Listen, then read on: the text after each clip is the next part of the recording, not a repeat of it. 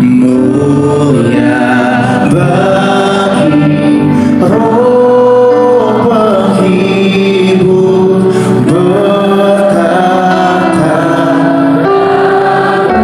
Mari angkat tangan sama-sama dengan iman. Haleluya,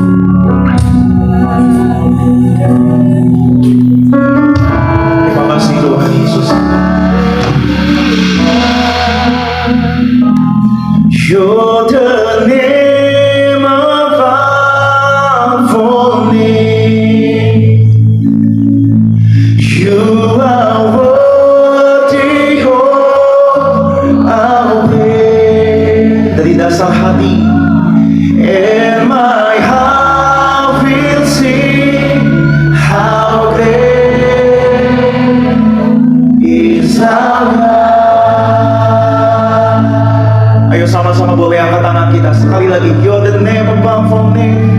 You're the name above all name. Hallelujah. You are worthy of our praise. And my heart will sing how great is our God. Mari buka hati sama-sama. Lebih lagi katakan you're the name. You're the name above all names. You are worthy of our praise. And my heart will sing how great is our God. You're the name above all names. You're the name above all names. Ini pujian setiap kami Tuhan. Ini syukur setiap umat-Mu. Kami mau nyatakan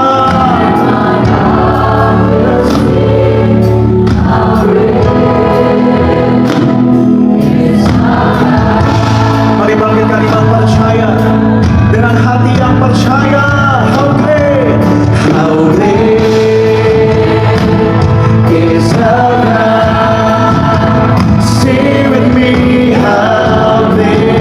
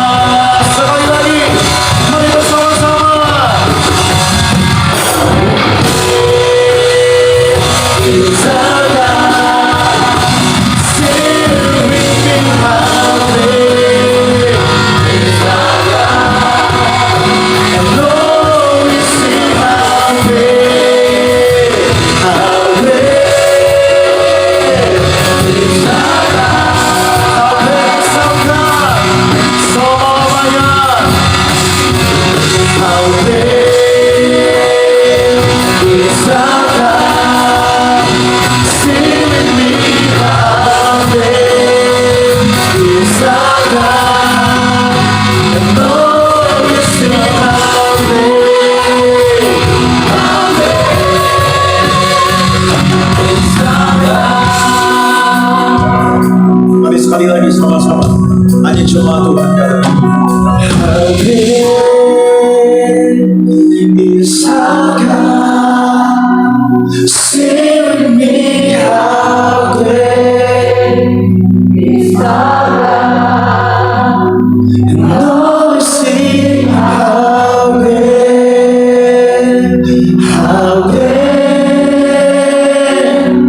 is our God. Sekali lagi dari dasar hati kita, ini pujian kami, ini syukur kami Tuhan Yesus. How great is our God? Sing with me, how great. Biarlah Tuhan bekerja menjamah, Tuhan bekerja memulihkan setiap hati.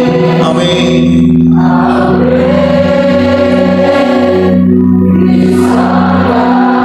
Mari sekali lagi, buat Tuhan Yesus yang sangat baik dengan iman.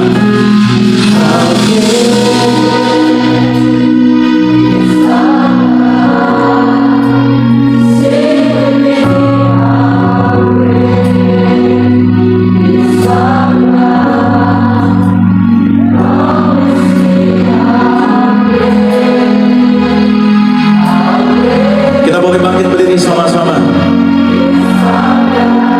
Mari angkat tangan kita. Sama-sama kita buka hati kita.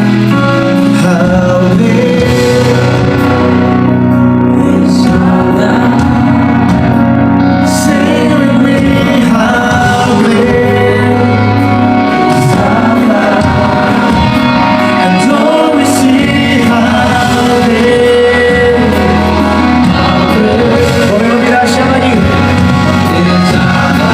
Buat satu nama yang dahsyat, hanya nama Tuhan Yesus Kristus penerima.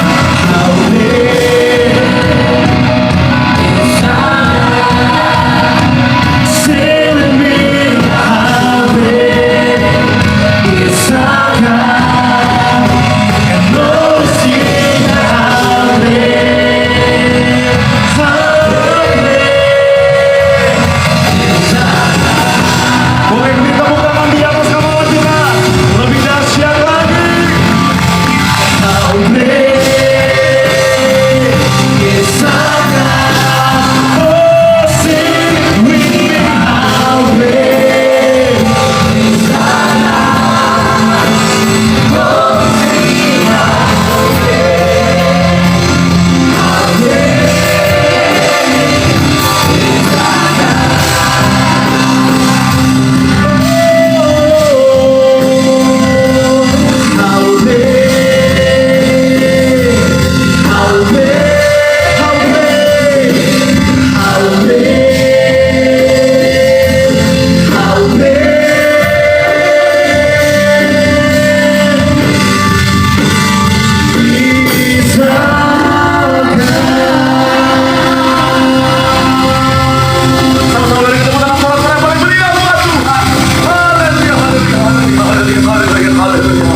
Benar Tuhan, benar Tuhan, sungguh besar Allahku, dahsyat luar biasa. Kami menyatakan segala pujian, hormat, sembah, syukur kami hanya bagi satu nama yang kudus, nama yang penuh kuasa, yaitu nama Tuhan kami Yesus Kristus. Kami doa biar kiranya Tuhan oleh pujian penyembahan kami, nama Tuhan dipermuliakan, dan kami doa yaitu Tuhan, hati Tuhan disenangkan.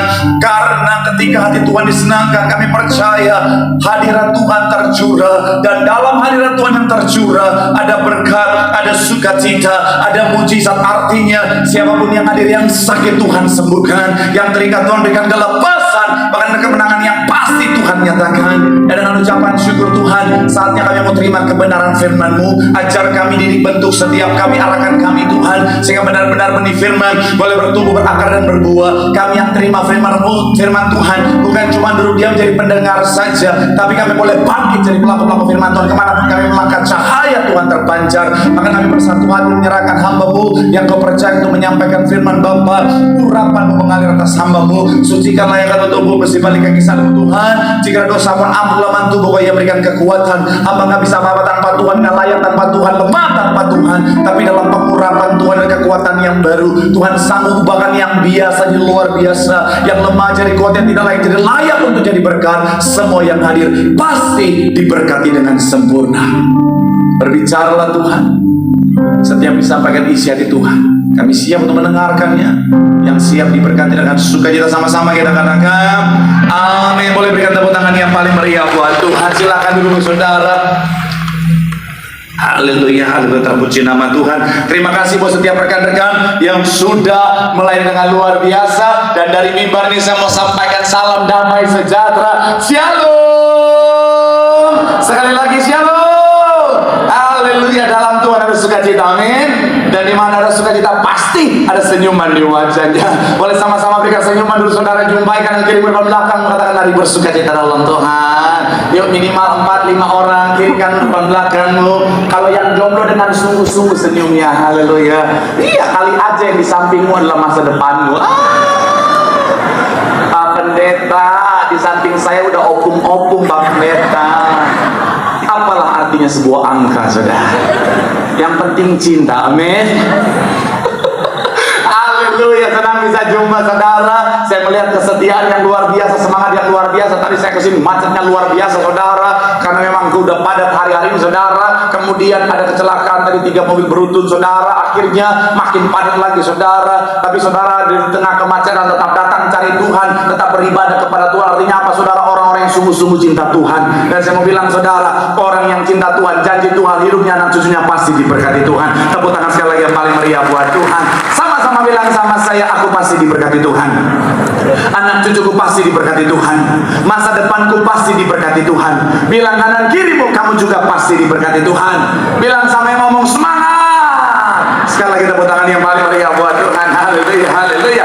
Yuk, yang bawa Alkitab kita mau angkat Alkitab kita. Alkitab juga boleh, Alkitab juga boleh. Yang tak bawa kitab angkat tangan juga boleh. Sama-sama dengan iman percaya. Sama-sama kita katakan dalam nama Tuhan Yesus. Aku percaya Alkitab ini adalah firman Tuhan. Setiap kata kalimatnya sanggup memberkati aku.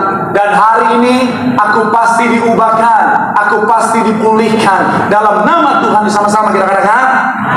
Sebelum kita akan baca Alkitab, kita akan baca sama-sama dan diwakilkan oleh Ken. Kita akan lihat dulu satu gambar ini saudara, untuk jadi pembuka kita saudara. Yuk kita lihat saudara, ini adalah bicara tentang rancangan Tuhan. Sama-sama bilang sama saya, rancangan Tuhan.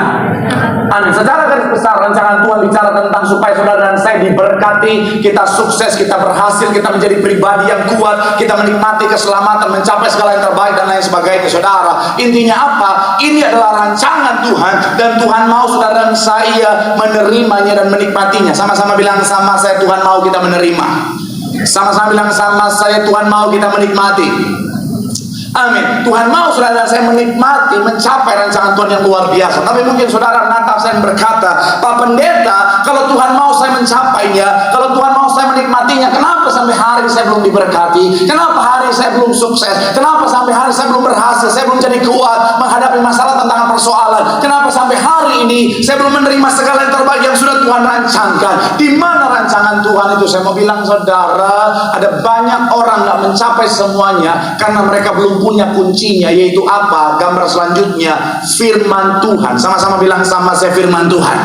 Amin. Kenapa? Karena firman akan membuat saudara dan saya diberkati. Firman akan membawa saudara dan saya pada kesuksesan, keberhasilan. Firman akan membuat saudara dan saya menjadi pribadi yang kuat. Firman akan membuat saudara dan saya menikmati keselamatan, mencapai segala yang terbaik dan lain sebagainya. Mungkin saudara menatap saya berkata, Pak Pendeta, kalau bicara tentang firman Pak Pendeta, saya orang yang sering dengar firman, saya orang yang sering baca firman Pak Pendeta, saya suka baca firman, bahkan saya suka dengerin khotbah Pak Pendeta, bahkan saya followers TikToknya Pak Pendeta.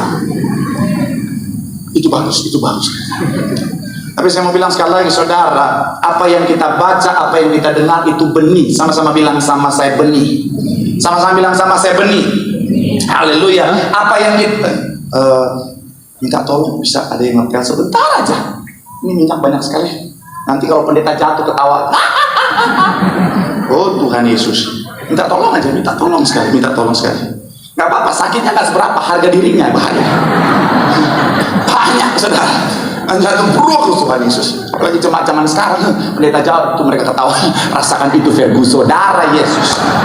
Saya mau bilang ya, saya mau bilang sekali lagi saudara, apa yang kita baca, firman yang kita dengar adalah benih. Sama-sama bilang sama saya, benih.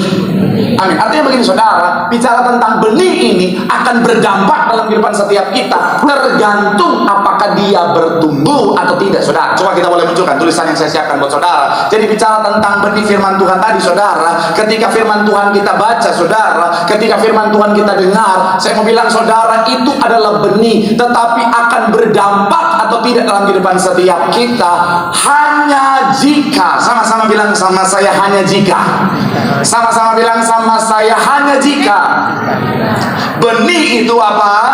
Bertumbuh dan sama-sama bilang sama saya, bertumbuh. Sama-sama bilang sama saya, berbuah. Amin. Silakan, apa-apa. Jangan malu-malu, apa-apa. Silakan, ini pertolongan yang luar biasa. Buat yang jomblo, carilah laki-laki yang pekerja keras, bertanggung jawab, dan pastikan berewokan. Haleluya. Aduh, terima kasih banyak brother. Tuhan berkatilah senantiasa. Haleluya. Praise the Lord. Terima kasih. Gak usah gaya gitu keluarnya. Sekali lagi saya mau bilang saudara, boleh munculkan lagi tulisannya. Bicara tentang benih ini saudara, akan berdampak dalam kehidupan setiap kita hanya apa? Jika benih itu bertumbuh, sama-sama bilang sama saya, bertumbuh. Sama-sama bilang sama saya, berbuah. Jadi kalau dia tidak bertumbuh dan dia tidak berbuah, maka saya mau bilang saudara, tidak ada dampak yang akhirnya kita terima. Ada banyak orang terima firman, ada banyak orang dengar firman, tetapi tidak berdampak membawa dia pada rancangan Tuhan yang luar biasa, karena benih firman itu tidak bertumbuh. Dan saya mau bilang saudara, penentu benih firman akan bertumbuh dan berbuah dalam kehidupan setiap kita atau tidak, tergantung dari apa? Boleh munculkan gambar selanjutnya. Bicara tentang sikap hati kita. Sama-sama bilang sama saya, sikap hati. Sama-sama bilang sama saya, jenis hati kita. Amin. Dan ini sangat penting. Kenapa? Tuhan sampai bicara tentang yang namanya perumpamaan tentang seorang penabur. Bukan nama sekolah saudara. Iya, Tuhan spesifik bicara tentang perumpamaan tentang seorang penabur. Untuk apa? Untuk menjelaskan tentang sikap hati. Sama-sama bilang sama saya, sikap hati itu penting. Amin. Nah, kita akan buka sama-sama Matius pasal yang ke-13 ayat 3 sampai ayat yang ke-8. Saudara, Matius pasal yang ke-13 ayat 3 sampai ayatnya yang ke-8 akan dibacakan oleh Ken Bieber. Dan ia mengucapkan banyak hal dalam perumpamaan kepada mereka. Katanya, adalah seorang penabur keluar untuk menabur. Pada waktu ia menabur, sebagian benih itu jatuh di pinggir jalan. Lalu datanglah burung dan memakannya sampai habis. Sebagian jatuh di tanah yang berbatu-batu, yang tidak banyak tanahnya. Lalu benih itu pun segera bertumbuh, karena tanahnya tipis. Tetapi sesudah matahari terbit, layulah dia, dan menjadi kering karena tidak berakar. Sebagian lagi jatuh di tengah semak duri. Lalu makin besarlah semak itu dan menghibitnya sampai mati. Dan sebagian jatuh di tanah yang baik, lalu berbuah. Ada yang 100 kali lipat, ada yang 60 kali lipat, ada yang 30 kali lipat. Demikian firman Tuhan. Terima kasih Ken. Kita bisa lihat fansnya Ken, sampai anak bayi pun fans banget. Ken baca Alkitab ya,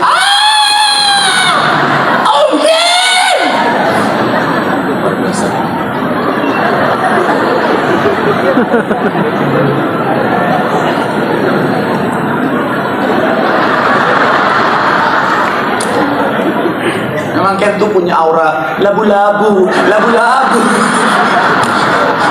Saya imut gitu, saudara. Ini saya mengakomodir nih, banyak yang suka ngedemo Marcel, kenalin dong sama Ken, ya Tuhan Yesus. Padahal yang jomblo Dio. Nah, saya mau bilang sekali lagi saudara, ada 4 jenis tanah yang menggambarkan tentang 4 jenis hati yang akhirnya akan sangat menentukan saudara, yang Tuhan bahas di dalam perumpamaan seorang penabur ini saudara. Dan ini penting untuk kita pahami. Kenapa? Karena banyak orang tidak memahami sikap hatinya atau jenis hatinya, sehingga apa? Dia berpikir hatinya lah hati yang subur. Ternyata tidak saudara. Sehingga apa? Ketika dia tidak mencapai rancangan Tuhan dalam kehidupannya, dia bertanya, di mana rancangan Tuhan? Bahkan ada orang-orang Kristen Kristen yang akhirnya berpikir negatif tentang Tuhan dan dia bilang begini, katanya Tuhan yang punya rancangan yang luar biasa, katanya Tuhan yang punya rancangan yang baik dalam hidupku, tapi sampai hari ini aku belum mencapai semuanya. Di mana rancangan Tuhan? Jangan-jangan dia Tuhan yang jahat. Padahal karena dia tidak memahami jenis hatinya, saudara. Makanya hari ini saya akan ajak saudara untuk membahas satu judul khotbah, yaitu bicara tentang penabur dan benih. Sama-sama bilang sama saya penabur, sama-sama bilang sama saya benih. Doa saya menurut Tuhan hari ini kita akan punya pemahaman yang benar tentang sikap hati kita, sehingga benar-benar rancangan Tuhan ketika kita punya sikap hati yang benar akan, yaitu bicara tentang firman Tuhan, akan bertumbuh, dan rancangan Tuhan yang sudah Tuhan sediakan menjadi bagian setiap kita. Yang setuju boleh berikan tepuk tangan yang paling meriah buat Tuhan. Haleluya. So, apa jenis hati kita, saudara? Apa jenis hati yang Tuhan sampaikan dalam firman Tuhan, saudara, dalam Matius pasal yang ke-13 ini? Yang pertama adalah jenis tanah pinggir jalan. Sama-sama bilang sama saya jenis tanah pinggir jalan. Sama-sama bilang sama saya jenis hati pinggir jalan. Coba sama-sama kita baca ayat yang keempat dan kita loncat ayat 19, saudara. Yuk, sama-sama kita lihat Alkitab kita ayat 4 dan kita loncat ayat 19. Yang sudah di sana boleh bilang aku diberkati. 3, ya, pada waktu ia menabur, sebagian benih itu apa? Di mana? Pinggir jalan. Lalu dan memakannya sampai ayat 19 dikatakan apa di sana? 3, ya, kepada setiap orang yang mendengar firman tentang kerajaan surga tetapi tidak apa? Mengerti, datanglah yang ditaburkan dalam hati orang itu. Itulah apa? Di pinggir jalan. Nah, kalau saudara perhatikan bicara tentang tanah di pinggir jalan, sebenarnya secara komposisi dia adalah tanah, saudara. Tetapi kalau saudara perhatikan baik dulu dan sekarang masih punya kesamaan. Biasanya jalan sebelum dibuat maka tanahnya akan dikeraskan dulu, saudara. Nah, bukan hanya bagian yang akan dibangun jalan, tetapi biasanya bagian pinggirannya juga akan dikeraskan. Supaya apa? Supaya ketika jalan itu dibangun, bagian samping yang keras juga bisa ikut menopang dan tidak mudah bergeser, tidak mudah goyang, saudara. Sehingga apa? Sehingga ketika dilalui oleh kendaraan, jalan tidak akan mudah retak, saudara. Kira-kira begitu. Saya bukan jurusan sipil, tapi saya percaya apa statement saya benar, saudara. Ada jurusan sipil di sini? Oh, enggak ada. Semua jurusan kerajaan sorga ya. Oke, saya mau bilang ya. Saya mau bilang ya. Nah, artinya apa? Kalau bicara tentang apa sih tipikal tanah pinggir jalan? Tipikal tanah pinggir jalan adalah tipikal tanah yang keras.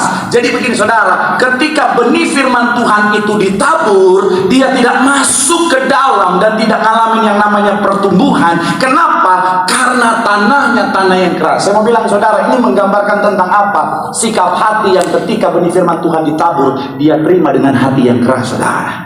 Ada banyak orang Kristen katanya sikap hatinya adalah sikap hati yang subur, saudara. Tapi ketika firman Tuhan disampaikan, selalu dia terima dengan hati yang keras, selalu dia terima dengan penolakan. Pendeta udah khotbah,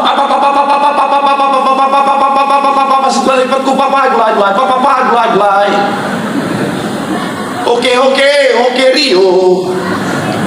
Tetapi tetap dia tidak terima dengan baik. Pendeta udah khotbah mau keluar amandel, saudara. Iya, dia terima dengan hati yang keras. Pendeta ini ngomong doang. Gue lebih berpengalaman daripada pendeta ini.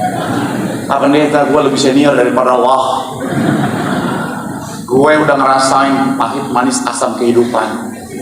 Gue udah makan itu asam asin kecut ketek kehidupan. Jadi apa? Firmannya tidak masuk dalam hatinya, saudara. Saya mau bilang, saudara, mohon maaf ya, sekalipun saudara dan saya di tempat ini kita mendengar firman yang sama, tapi kalau sikap hati kita berbeda, yang akan kita bawa pulang bisa berbeda, saudara. Ada orang ketika dia datang, saudara, datang memang dengan sikap hati yang keras. Akhirnya apa, saudara? Firman yang sudah ditaburkan tidak masuk dan akhirnya apa? Jadi sia-sia, dicuri sama iblis, saudara. Ada orang-orang Kristen begitu, saudara, datang ke gereja, tapi sikap hatinya bukan datang untuk diberkati, untuk menghakimi, saudara. Ada orang-orang Kristen kayak gitu, saudara, ke gereja, dengar firman, tetapi sikap hati keras. Saya pernah, saudara, ini pengalaman saya. Ada seorang yang saya kenal, saudara, dulu mantan pengerja gereja. Saudara. Setiap saya khotbah ada dia, saudara, suka datang di sesi saya. Nyata, dalam hati saya dia rindu belajar firman Tuhan. Ternyata saya baru tahu selama ini Dia datang bukan untuk dengar firman, tapi untuk cari kesalahan saya, saudara. Jadi selama ini dia nyatat kesalahan saya. Kenapa saya tahu? Karena ternyata dia bukan nyatat di notes, nyatatnya di grup WhatsApp WA. Dan dia taruh di sana, dia bilang, tuh, Pendeta Marcel, khotbah pakai kesaksian, kok khotbah ada kesaksian? Saya tahu dari mana? Karena salah satu anggota grup itu adalah teman saya, saudara. Tuhan bukakan, saudara. Saya mau bilang, saya sangat bisa prediksi, jaya. Oh, main YouTube semua ya. Saya bisa pastikan dia nggak diberkati Tuhan. Kenapa? Karena firman yang dia terima, dia buang begitu saja, saudara. Dengan apa? Dengan sikap hati yang keras. Saya mau bilang, saudara, yuk, siapapun kita, saudara, milikilah hati yang lembut soal firman. Amin. Jangan bilang sama saya, Pak Pendeta, ya mau bagaimana Pak Pendeta, udah dari sononya. Saya kan orang Batak, Pak Pendeta. Halah kita doh. Saya kan orang Manado, Pak Pendeta. Pagoda Pangana Pastiles, Pak Pendeta. Saya orang Ambon, Pak Pendeta. Ingat. Saya orang Papua, kakak. Yang satu nggak mau kalah. Saya campuran Ambon, Batak, Manado, Papua. Jadi sudah keras dari sananya. Saya mau bilang, saudara, mau seperti apapun hatimu, kalau bicara soal firman, lembutkan hatimu. Amin. Karena sikap hatimu akan menentukan kau diberkati atau tidak. Lembutkan hatimu, nggak apa-apa dibilang tampang keras. Awalnya sok keras, tapi hatinya Hello Kitty, nggak apa-apa. Sekalipun tadi bilang, ternyata tampang sangat, hatinya labu-labu, nggak apa-apa. Yang penting firman Tuhan bertumbuh. Amin. Karena saya mau bilang, saudara, kalau kita bicara tentang yang namanya punya hati yang keras, kita nggak akan pernah mengalami pertumbuhan. Karena urutannya begini, saudara. Makanya dikatakan pengertian di sana, saudara. Boleh munculkan gambarnya. Jadi bicara tentang yang namanya sebelumnya. Kalau bicara tentang yang namanya, ini dia, saudara, membaca dan mendengar, itu benih ditaburkan. Tetapi sebelum jadi pengertian dan akhirnya mengalami pertumbuhan, ada satu fase yang namanya penerimaan di sana, saudara. Kalau hati kita keras, kita akan terus menolak. Akhirnya tidak sampai pada pengertian, dan pengertian akhirnya akan menjadi penentu akan bertumbuh atau tidak, saudara. Jadi semoga sekali lagi, saudara, kalau soal firman sama-sama bilang sama saya, jangan keraskan hati. Bilang sama kanan kiri, melembutkan hatimu, biar firman Tuhan bertumbuh dan membawa kepada rancangan Tuhan yang luar biasa. Tepuk tangan sekali lagi yang paling meriah buat Tuhan. Haleluya. So, yang kedua, saudara, apa jenis tanah yang kedua, saudara? Saya mencatat di sini, saudara, adalah jenis tanah yang berbatu. Sama-sama bilang sama saya, tanah yang berbatu. Coba kita lihat, saudara, ayat yang ke-5 dan 6, kemudian loncat 20 dan 21. Yuk, sama-sama kita baca Alkitab kita. Yang sudah di sana 5 dan 6 boleh bilang, aku diberkati. 3, ya, sebagian. Yang tidak segera tumbuh karena apa tanahnya? Ayat yang ke-6, tetapi sesudah matahari terbit layulah dan menjadi kering karena tidak. Ayat 20 dan 21 dikatakan apa di sana? 3, ya, benih yang ditaburkan di tanah yang berbatu-batu ialah apa? Dan segera, sama-sama bilang sama saya, menerima dengan gembira, tetapi ia tidak apa? Dan tahan sebentar saja apabila datang penindasan atau karena firman itu, orang itu pun segera apa? Nah, saya mau bilang, saudara, apa sih jenis dari tanah yang berbatu ini, saudara? Dia punya tanah di sana, saudara, dan tanahnya pun lembut, tidak seperti bagian yang pertama atau poin yang pertama atau jenis yang pertama, di mana ketika firman itu ditaburkan benihnya, saudara, tidak masuk sampai ke dalam. Tetapi bicara tentang tanah yang kedua, dia punya tekstur tanah yang lembut, tapi sayangnya sangat tipis. Kenapa? Karena ada bagian batu di dalam yang begitu banyak. Jadi ketika firman itu ditabur, dia hanya masuk sedikit saja, tidak berakar. Memang mengalami pertumbuhan, tetapi tidak punya daya tahan. Sehingga apa, saudara? Ketika menghadapi tantangan di luar, mengalami yang namanya kehancuran. Kenapa? Ini gambaran tentang begini, saudara. Ada banyak orang Kristen, dia terima firman, tapi saya mau bilang, saudara, sangat disayangkan dia tidak merenungkan firman. Sama-sama bilang sama saya, tidak merenungkan firman. Ketika dia pulang, sudah sampai di situ saja. Akhirnya ketika di luar dihadapi masalah, tantangan, persoalan, dia nggak kuat karena firmannya firman-Nya tidak dia renungkan, tidak menghasilkan apa? Bicara tentang berakar dan berbuah di sana, saudara. Saya mau bilang sekali lagi, saya selalu ingatkan jemaat Tuhan, dengar firman di gereja itu nggak cukup untuk hidupmu, saudara. Saudara baca firman di gereja itu nggak cukup buat hidupmu, saudara. Ada banyak orang Kristen baca Alkitab cuma di gereja.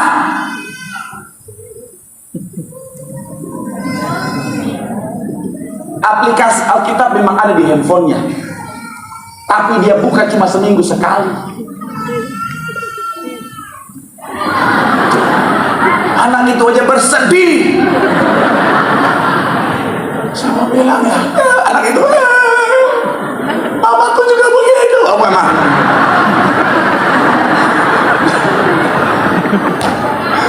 Saya mau bilang sekali lagi, saudara, firman Tuhan yang dibaca seminggu sekali itu nggak cukup. Makanya Alkitab mencatat, Pemasmur mencatat begini, saudara, renungkanlah firman itu seminggu sekali. Hah? Seminggu? Siang dan malam? Itu tahu. Pertanyaan saya, dibaca nggak siang dan malam? Bagus, memang jemaat Sarbi itu jujur-jujur sekali, saudara. Saya mau bilang ya, kalau kita firman yang nggak bertumbuh berakar di hati setiap kita, saya mau bilang saudara, kita nggak akan kuat, saudara. Apalagi orang Kristen, jangan kaget dari Kristen banyak tantangan yang bisa datang, saudara. Iblis nggak senang saudara saya mencapai rancangan Tuhan. Makanya dia bisa gunakan segala macam cara untuk menghalangi kita sampai pada rancangan Tuhan. Kalau kita nggak bertumbuh di dalam firman, kita nggak punya kekuatan. Ada banyak orang Kristen, makanya saudara ada masalah tantangan sedikit langsung nyerah. Ada orang Kristen masalah tantangan sedikit langsung ninggalin Tuhan. Hanya karena masalah tantangan sedikit langsung bilang, udahlah, ngapain lagi gue ikut Tuhan. Kenapa? Karena firman Tuhan tidak berakar dan bertumbuh dalam hatinya. Saya mau bilang saudara, sama-sama bilang sama saya baca firman. Sama-sama bilang sama saya renungkan firman. Supaya apa? Firman Tuhan itu bertumbuh, berakar dan berbuah dan membawa kita pada rancangan Tuhan yang luar biasa. Tepuk tangan yang paling meriah buat Tuhan. Bilang sama kanan kirimu, renungkan firman. Bilang sama yang ngomong, lu juga jangan ngomong doa. Tepuk tangan yang paling meriah dulu buat Tuhan. Haleluya. Yang ketiga, saudara, jenis tanah yang ketiga adalah jenis tanah penuh semak duri. Sama-sama bilang sama saya semak duri. Sama-sama bilang sama saya penuh semak duri. Coba kita lihat saudara ayat yang ke-7 dan 22, saudara. Yuk sama-sama kita baca ayat 7. Yang sudah di sana boleh bilang aku diberkati. 3, ya. Sebagian lagi apa? Lalu semakin menghimpit sampai mati. Ayat 22 dikatakan apa, saudara? Yang ditaburkan di tengah semak duri ialah apa? Lalu kekhawatiran dunia ini apa? Dan menghimpit firman itu sehingga apa? Yang menarik dari jenis tanah ketiga ini, saudara, dia bukan jenis tanah yang berbatu. Dia jenis tanah yang subur, saudara. Kenapa? Terbukti ada pertumbuhan di sana. Benih firman yang ditabur di tanah ini, dia masuk, dia berakar, dia bertumbuh dan berbuah dengan luar biasa. Belum sampai di berbuah, dia sudah ngalamin pertumbuhan. Tetapi sayangnya, dia mengizinkan yang lain juga ilalang dan juga semak duri bertumbuh di sekelilingnya. Daripada tim saya duduk saja, saya panggil mereka. Ini tim saya boleh maju ke depan. Dia gambaran tentang benih yang sementara bertumbuh, saudara. Walaupun masih kecil, saudara. Dia gambaran benih yang sementara bertumbuh, benih firman yang sementara bertumbuh. Dia bertumbuh dengan baik. Ibarat benih dia jenis toge, saudara. Masih bertumbuh. Nah, tetapi saya mau bilang saudara, orang dengan jenis hati ini, saudara, dia juga mengizinkan semak dan duri belukar bertumbuh di sekitarnya. Yuk, semak duri boleh maju ke depan. Seperti Alkitab mencatat, semak duri bertumbuh dengan besar. Makanya mereka besar-besar, saudara. Semak duri bertumbuh di sana, dan Alkitab mencatat karena dia izinkan semak duri juga ikut bertumbuh. Alkitab mencatat benih firman dihimpit oleh semak duri.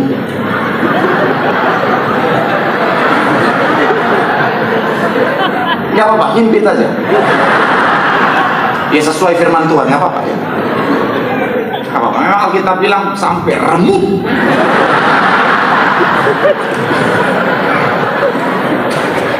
Nggak apa-apa. Tuh kan, kamu lihat jemaat senang kau menderita. Tapi disclaimer dulu, tenang, BPJS-nya udah aktif, tenang aja. Nah, akhirnya apa? Saya mau bilang saudara, semak duri yang dibiarkan bertumbuh menghimpit firman.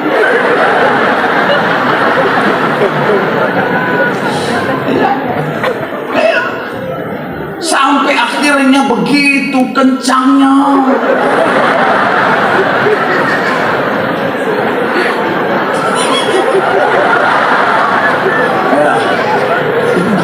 Iya. Saya belum pelajari Alkitab begitu dalam bagian ini. Saya belum tahu kalau dihimpit sampai tinggal kepala.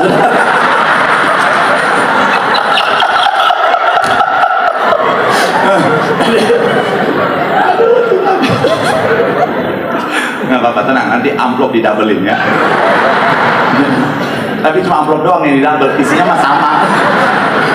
Saya mau bilang sekali lagi saudara. Iya. Akhirnya terhimpit. Ini bicara tentang apa sih? Ini bicara tentang begini saudara. Ada banyak orang ketika dia terima firman, firman itu bertumbuh dengan luar biasa di hatinya. Dia terima firman itu bertumbuh, tapi sayangnya dia izinkan ketakutan, kekhawatiran menghimpit dirinya.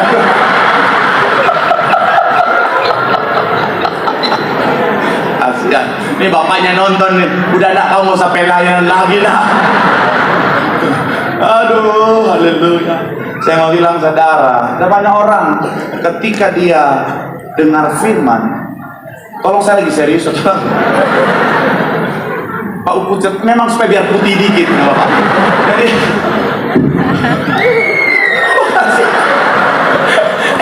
jangan terlalu totalitas. Kalian ada kepahitan apa sama dia?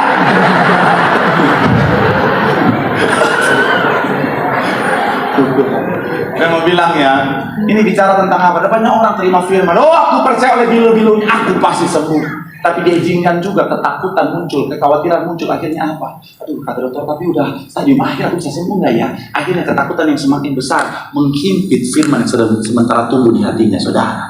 Ada banyak orang, dia dengar firman, oh aku percaya Tuhan sanggup memberkati aku. Tapi ketika dia izinkan ketakutan, kekhawatiran juga bertumbuh bersama dia, akhirnya dia mulai berpikir, wah takut-takut terlalu besar, apakah aku bisa melunasi semuanya atau tidak? Akhirnya firmannya terhimpit, saudara. Maka sekali lagi saya mau bilang saudara, solusinya ketika mulai muncul ketakutan, kekhawatiran, langsung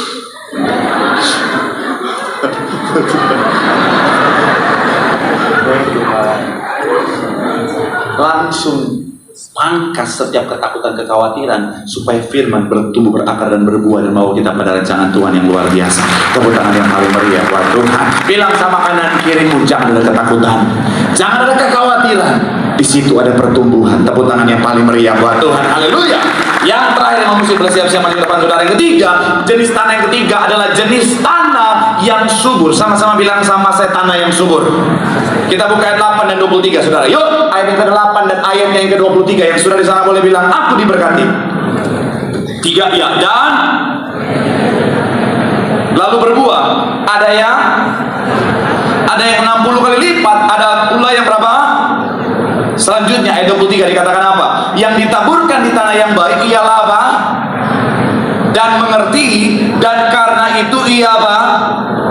Ada yang 100 kali lipat, ada yang 30 kali lipat. Saya percaya saudara sudah cukup memahami apa yang dimaksudkan dengan tanah yang subur, betul ya? Saya percaya saudara, tanpa saya jelaskan lebih dalam, saudara sudah memahami apa yang dimaksudkan dengan tanah yang subur. Tanah yang subur adalah tempat di mana benih firman Tuhan bisa bertumbuh, berakar dan berbuah dengan baik. Dan itulah yang akhirnya membuat kita diberkati dan mencapai rancangan Tuhan yang luar biasa. Tapi tadi pagi Tuhan ingatin saya, saudara, tanah yang subur itu harus dijaga dan dirawat, betul ya? Tanah yang subur di hati kita itu harus dijaga dan harus dirawat, karena kalau tidak, itu bisa berubah menjadi tanah yang gersang, dan iblis bisa lakukan segala macam cara untuk membuat tanah hati kita yang subur tadi menjadi rusak. Ya, ada banyak orang Kristen memulai kehidupan kekristenannya dengan sikap hati yang subur, Banyak orang Kristen memulai kekristenannya dengan apa? Dengan sikap hati yang setiap firman yang disampaikan dia terima dengan sukacita. Pendeta khotbah apa langsung amin.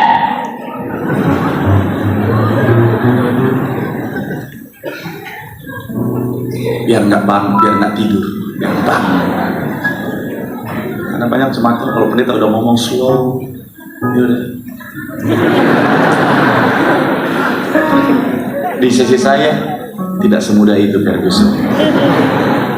Ada banyak orang, saya mau bilang sekali lagi saudara, dia mulai dengan sikap hati yang subur, tapi ketika dia tidak jaga hatinya karena sakit hati, karena kekecewaan, karena tindakan orang Kristen, hati yang tadinya subur jadi hati yang keras. Ada yang pernah dikecewakan orang Kristen di sini? Ulang katanya. Ada yang pernah dikecewakan orang Kristen? Ada yang curhat saya. Belum sama saya roba deh. Ada yang ngecewain orang Kristen nggak di sini? Jadi lengkap ya, pelaku sama korban ada sama di sini. Shalom ibu-ibu. Ada yang pernah suaminya diganggu pelakor Kristen nggak? Hah? Oh Pak Pendeta, bukan cuma diganggu Pak Pendeta, diteror Pak Pendeta. Mana pelakornya bawa doa lagi Pak Pendeta. Pelakornya berdoa, Tuhan, aku tahu si Joni udah punya istri Tuhan, tapi aku percaya tidak ada mustahil buat Tuhan. Apa yang diminta Tuhan pasti kerjakan. Di dalam nama Tuhan Yesus, jadikan kami Tuhan. Apa yang terikat di bumi terikat di sorga. Sampai malaikat. Iya ya. Ada kan pelakor Kristen ada nggak? Mana pelakor boleh katakan itu?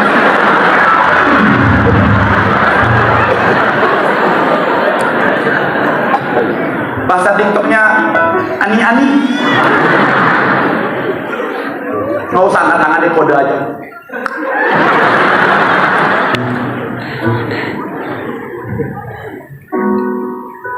Saya mau bilang saudara, ada banyak orang Kristen hatinya berubah gara-gara kekecewaan, gara-gara sakit hati, sehingga yang awalnya tanah hatinya subur jadi tanah yang keras seperti tanah berbatu atau tanah yang di pinggir jalan. Sebelum saya tutup khotbah saya, satu ketika saudara tahun 2017-2018 saudara saya plan ke Manado.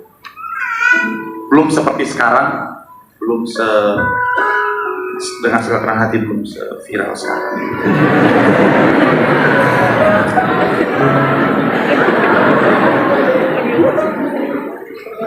Pendeta industri maksudnya. Dulu masih pendeta akam, antar kota antar provinsi. Nih 2015 mulai saya keliling Indonesia, putar-putar bikin gereja di mana ada cabang Tiberias, saya plan di sana. Dan 2017-2018 saudara saya satu ketika plan ke Manado. Saya naik pesawat ke Manado saudara. Hari Sabtu saya berangkat dan pada saat itu pesawatnya full, padatnya luar biasa saudara, ramenya luar biasa. Kemudian saya duduk karena saking padatnya saya check in terlambat. Itu kurang lebih 3-4 bangku dari belakang, dari toilet saudara. Jadi full banget sampai belakang saya, kurang lebih 3-4 bangku dari belakang saudara. Dan saya dapat duduknya tempat di tengah-tengah saudara, betul. Tempat yang penuh dengan tantangan dan adrenalin saudara. Iya, karena kita kan berjuang mendapatkan tempat tangannya kan saudara kan. Iya kan. Pokoknya begitu nggak ada, lu nggak mau. Udah gatel, bertahan punya gue. Cukup dulu cuma bagian ini, malah lu ya. Ketika kita garuk, ya diambil orang. Samping saya ada seorang bapak duduk, samping saya seorang ibu, saya di tengah-tengah sedang. Si bapaknya diem, dia fokus sendiri. Namanya ibu-ibu kan nggak tahan kalau nggak ngobrol. Ibu-ibu tuh kalau diem tuh bisa keringet dingin. Kan? Jadi si ibu ini pesawat baru take off, dia langsung nanya, mau kemana mas?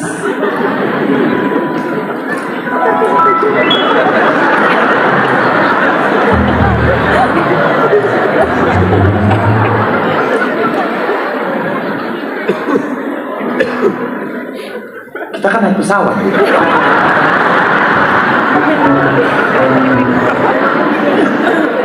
Namanya pesawat tujuannya sama kan? Kan nggak mungkin Bandung melewati Makassar. Yo pilot kiri.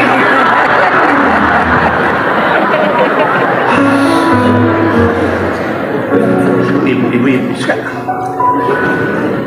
Tapi kan ya namanya juga saya menghargai ya, saya responi ngobrol sama ibu. Dan yang saya temukan yang menarik adalah ternyata dia adalah seorang hamba Tuhan. Dia seorang pelayan Tuhan, tapi dia nggak mau pelayan di gereja. Dulu dia pelayan di gereja, tetapi dia nggak mau lagi pelayanan di gereja. Kenapa? Dia bilang begini, dulu saya pelayan di gereja, tapi sudah malas. Saya tinggalkan pelayanan gereja. Karena pelayan-pelayan di gereja munafik semuanya. Pelayan-pelayan gereja busuk. Di depan aja bibirnya shalom, di belakang ngomong ya. Munafik.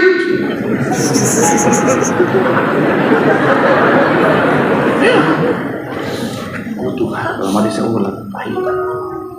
Dia sambung begini. Apalagi pendeta-pendeta.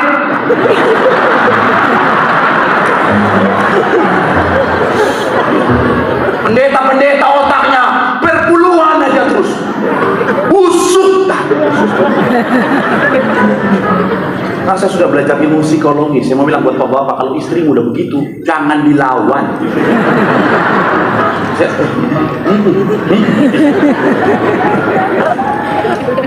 Sampai tiba di satu pertanyaan yang saya paling takutkan dia tanya.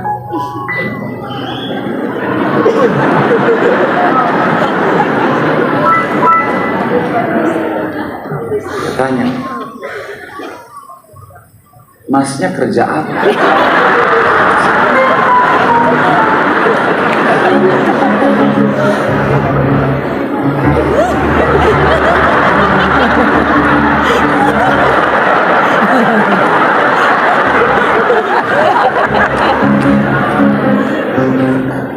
Saya langsung saat itu sudah langsung doa, Tuhan, aku tahu aku seorang hamba Tuhan. Aku tidak boleh berdusta, Tuhan. Tapi ini keselamatanku terancam. Saya bilang, Tuhan, kasih aku hikmat untuk menjawab ibu ini. Jadi ketika dia tanya, masnya kerja apa?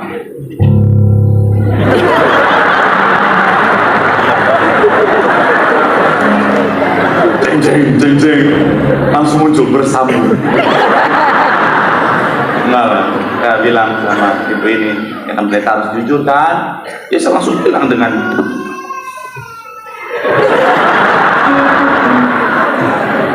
ya, saya jujur sama ibu, saya bilang kerjaan saya tolong-tolong orang. Ya betul dong, iya kan? Pendeta kan tolong-tolong jemaat, betul ya? Tolong-tolong supaya jemaat memahami firman Tuhan, menolong jemaat supaya bisa mendoakan jemaat, menolong jemaat ketika lagi konseling supaya cari solusi. Ini betul, menolong jemaat. Namanya ibu nggak puas, nolong bagaimana ya?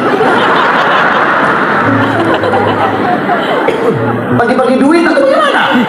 Ya ada juga sih jemaat yang minta-minta duit, ada juga. Ya sosial begitu ya? Iya, gitu.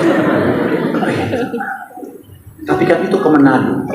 Manado adalah salah satu daerah dengan jumlah orang Kristen terbanyak di Indonesia, betul ya? Dan itu pesawat full, saya duduk di paling belakang, bangku ketiga keempat, toiletnya kan di belakang.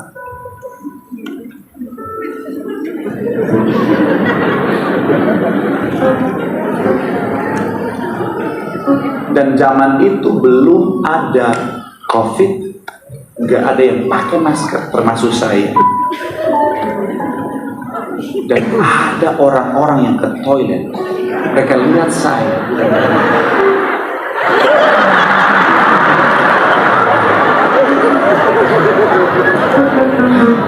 Mereka lewat, balik lagi deh. Si ibu ini curiga lihat saya.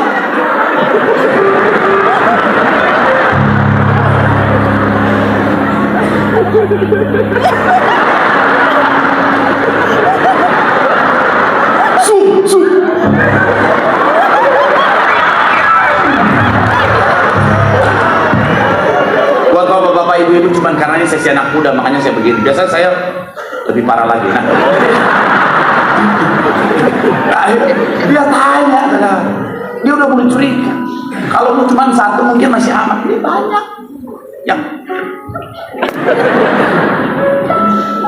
akhirnya ada seorang, saya lupa bapak atau ibu, dia lihat saya, bukan cuma senyum.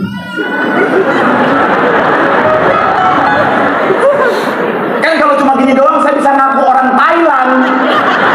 Oh dia lagi Saudi Cup, nangkap koinai, kung parah tak kung. Tapi ini kan nggak bisa. Dia shalom. Yesus, untung gak ada pendeta yang baru shalom. Si Win langsung bilang begini, jangan-jangan kamu pendeta ya?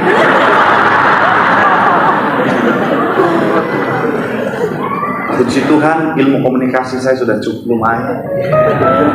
Pertanyaannya saya lanjutkan dengan pertanyaan lagu. Oh, emang itu kaitan apa sama pendeta? Akhirnya oh ya, selamat. Di situ kita ngobrolan, malah makanan datang. Makan dulu. Saya lihat waktunya, puji Tuhan masih 2 jam lagi, saudara. Dan hikmat Tuhan datang, saya pura-pura tidur sampai 2 jam saya tidur. Udah sakit leher, saya nggak mau pindah. Dan puji Tuhan sampai saya di Manado, saya turun, tidak ketahuan saya pendeta. Perlindungan Tuhan sempurna. Dan mungkin sekarang dia udah tahu, saudara.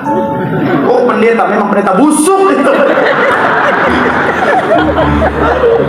Tapi yang saya mau ajak saudara untuk melihat adalah ibu ini dulunya punya hati yang subur, saudara.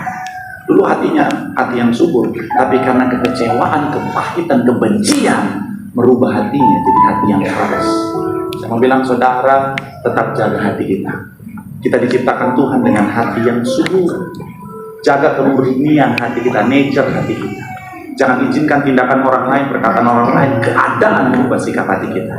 Tetap jaga hatimu subur, seperti Alkitab berkata, jagalah hatimu dengan segala.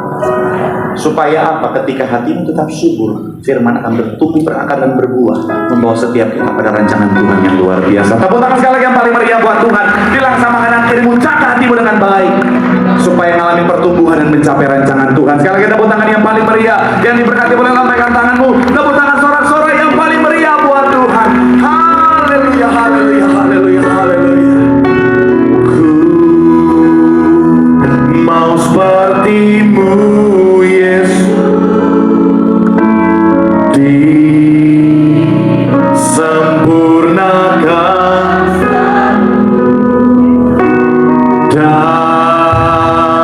dalam segenap jalanku, memuliakan. Sama-sama boleh berikan tepuk tangan sorak-sorai yang paling meriah buat Tuhan. Sambil kita boleh bangkit berdiri, angkat suara mengatakan,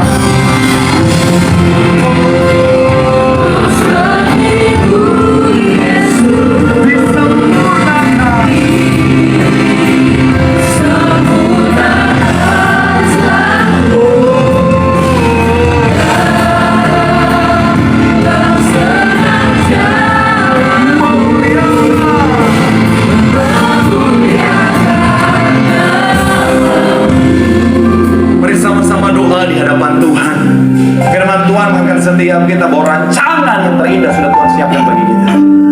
Dan ingat baik, untuk mencapai semuanya kita butuh firman yang bertumbuh, berakar dan berbuah di hati setiap kita. Tapi sikap hati kita lah yang menentukan firman akan bertumbuh atau tidak. Pastikan kau tetap jaga sikap hatimu menjadi tanah yang subur.